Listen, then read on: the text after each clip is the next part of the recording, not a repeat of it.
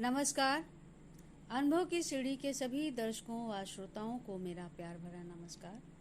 दोस्तों, आज हम अपने इस परिचर्चा के कार्यक्रम में बातचीत करेंगे अवधि अकादमी की स्थापना के संबंध में।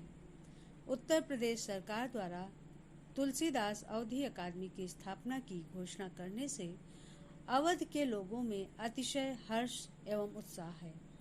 इससे अवधि के प्रचार प्रसार संवर्धन व संरक्षण को एक स्थायित्व प्राप्त होगा।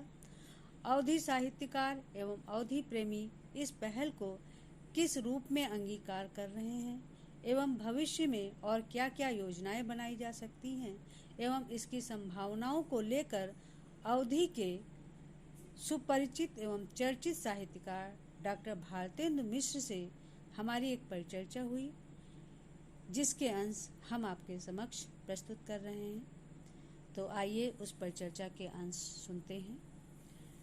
डॉक्टर भारतेंदु मिश्र जी, आप बताइए कि अवधि अकादमी की स्थापना से अवधि भाषा एवं साहित्य को क्या लाभ होगा?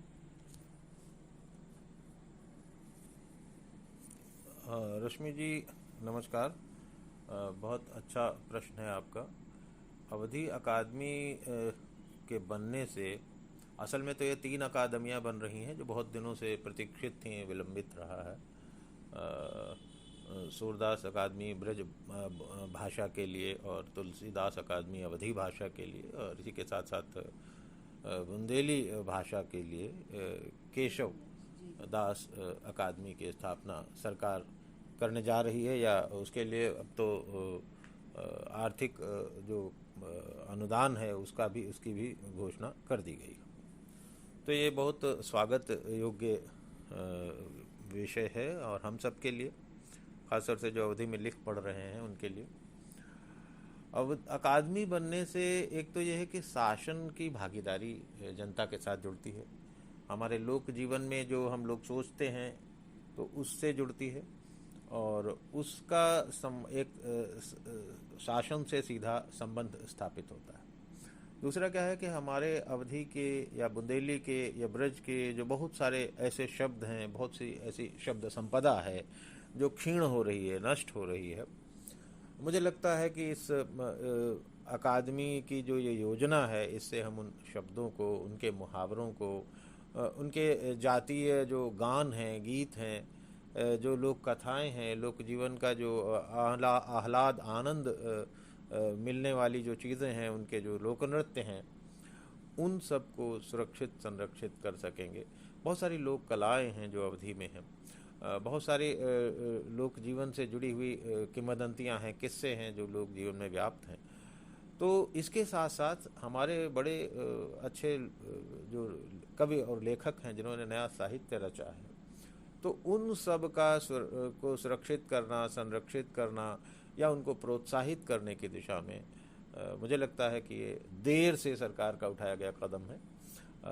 और मुझे ये भी लगता है कि तुलसीदास जी का नाम है, लेकिन तुलसीदास जी तक ही यह सीमित न रहकर इसमें जो आधुनिक अवधि के जो लोग लिख पढ़ रहे हैं उनको, उनकी रचनाशीलता को और उनके वैचारिक पक्ष को, जीवन के संघर्ष को भी हमें लगता है इसमें लाभ मिलने वाला है।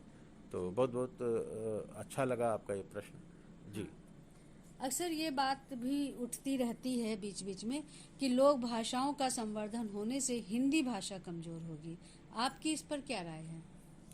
देखो, मैं ऐसा नहीं मानता कि हिंदी भाषा कमज़ोर होगी। हिंदी इस समय विश्व भाषा के रूप में आदृत है, समादृत है। विश्व में तीसरी नंबर की ऐसी भाषा बन गई है जो सर्वाधिक लोग जिसको बोलते हैं, समझते हैं, जिसमें लिखते पढ़ते हैं। और अभी अभी देखिए, हिंदी की रचना को ही बुकर सम्मान मिला है। तो हिंदी का कि कितने अखबार हैं, कितनी पत्रिकाएं हैं, फिल्म इंडस्ट्री है, तो हिंदी का कारोबार बहुत बड़ा है। हिंदी कश्मीर से कन्याकुमारी तक समझने वाले लोग हैं, भले ही वो अपने स्थानीय राजनीति के कारण ऐसा सोचते हों कि नहीं हम हिंदी भाषी हैं और दूसरे हिंदी भाषी नहीं हैं। तो मुझे ये लगता है कि ये लोक भाषाओं की जो शक्ति है, इससे हिंदी समृद्ध होगी। जैसे हम किसी बरगद में कि जड़ में पानी से सींच करके उसका थाला बनाएं, आलवाल बनाएं और उसमें हम जल से सींचें उसको। तो अगर हम अवधी, बुंदेली और भोजपुरी या ऐसी जो राजस्थानी इन भाषाओं को समृद्ध करते हैं तो उससे हिंदी समृद्ध होती है। हिंदी के का शब्द संपदा, शब्द का जो सागर है वो विस्तृत होगा। बहुत सारी चीज़ें जो हमारी लुप्त हो रही हैं हम उनको संरक्षित कर पाएंगे।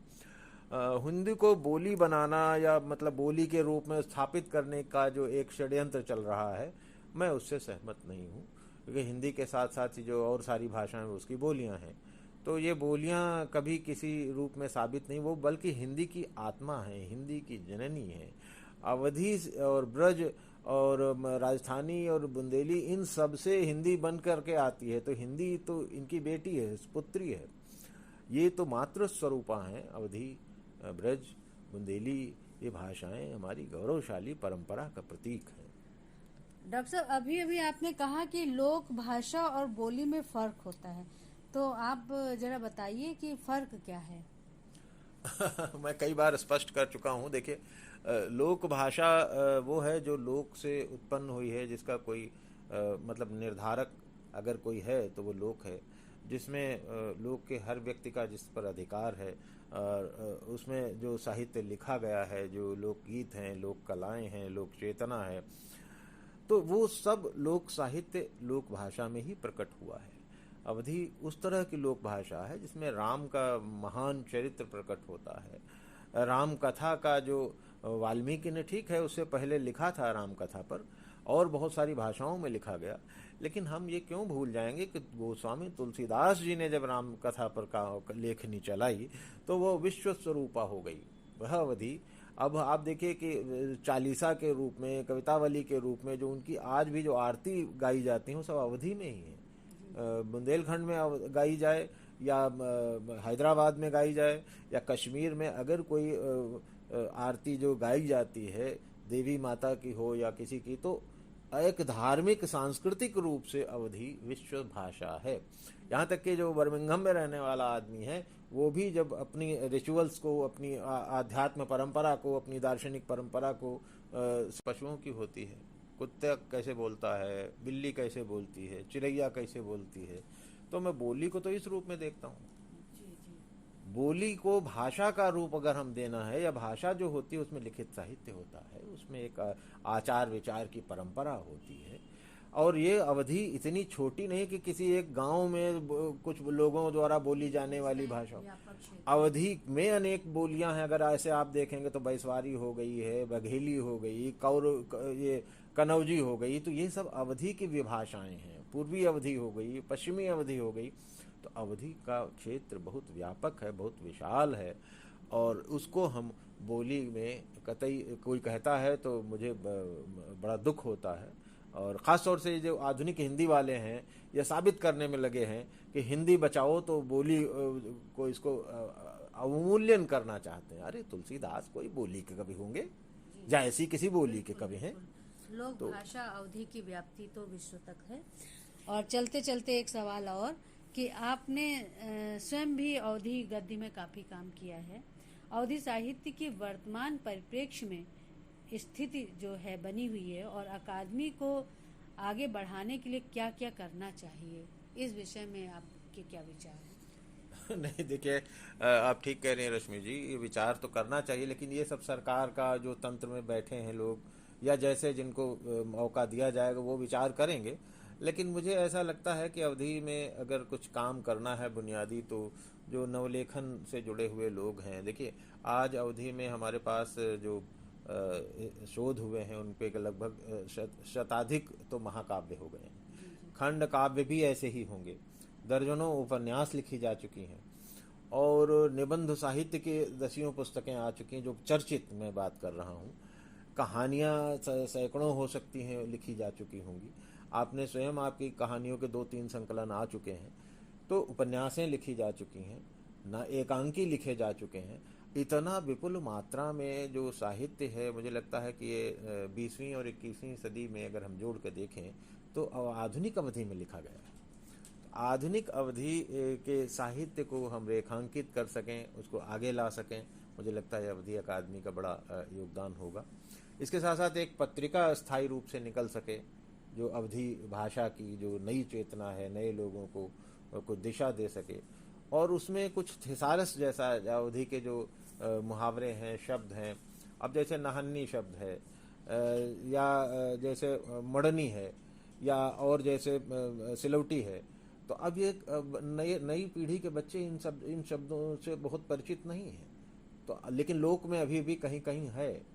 ऐसे ही हमारे जो संस्कार अवधि में लोकगीत हैं, उन सब चीज़ों को सुरक्षित संरक्षित करने और उनकी सही परिप्रेक्ष्य में व्याख्या करने की आवश्यकता अकादमी द्वारा संभव है। इसीलिए एक पत्रिका अगर शुरू करती है, ये मासिक पत्रिका शुरू हो सकती है।